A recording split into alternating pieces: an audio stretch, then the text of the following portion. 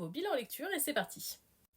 On commence avec le 11e tome de Shinoko, un énorme coup de cœur pour moi, un de mes titres préférés. Ce tome est parmi les meilleurs depuis le début, énormément de révélations, énormément de plot twists, d'imprévus, et là on sent qu'on arrive un peu, je vais pas dire dans l'arc final, mais que ça commence à être vraiment décisif, les décisions prises notamment par Aqua.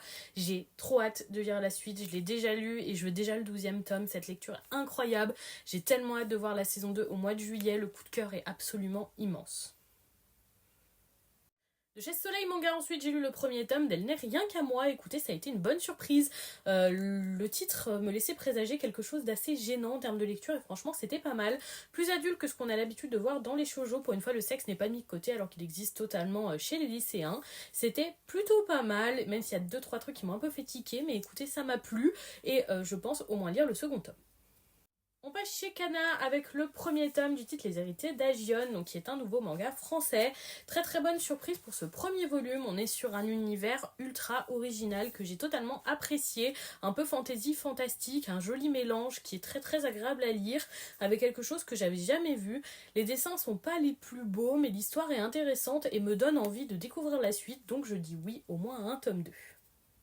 Et donc voilà ce bilan lecture, dites-moi si vous avez lu ces titres ou s'ils vous tentent.